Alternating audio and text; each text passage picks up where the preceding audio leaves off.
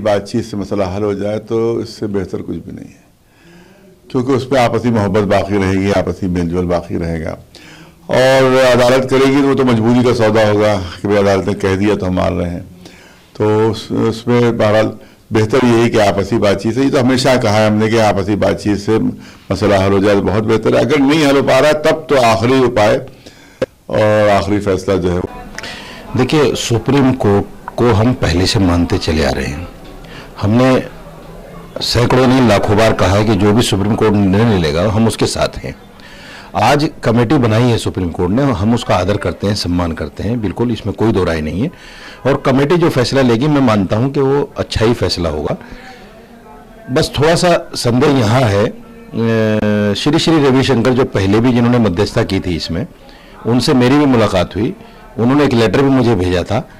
फ़र्क इतना है कि वो ये कहते हैं कि साहब मुसलमानों को अपना दावा छोड़ देना चाहिए, और नवंबर में उनका एक बयान भी आया था कि साहब ये सीरिया बन जाएगा मुल्क अगर राम मंदिर नहीं बना।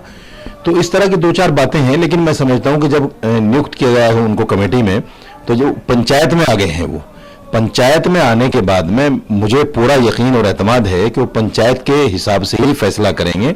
उनकी अपनी आस्था क्या है, उनकी अपनी भावना क्या है, या हिंदुओं की भावना क्या है, उसको सामने न रखते हुए जो भी पंचायत। तो सभी कह रहे हैं, रवि जी क्या कह रहे हैं अकेले, ये तो पूरा देश कह रहा है। लेकिन सवाल ये है कि मध्यस्थता जो लोग कर रहे हैं, वो उन्होंने ट्वीट किया अपने अपॉइंटमेंट के फौरन बाद में, ट्वीट करके कहा कि सदियों पुराना मसला है जिसे हल होना चाहिए। तो सदियों पुराना मसला ये आरएसएस और वीएचपी की लाइन है, वो इसे सदियों पुराना मसला मानती है, वरना तो सिर्फ 70 साल से ही कोर्ट में पेंडिंग है। तो वो आरएसएस की जबान अपॉइंटमेंट हो जाने के बाद भी बोल रहे हैं, इससे अंदाजा होता है कि उनसे ईमानदारी की तवक्को करना फजूल है।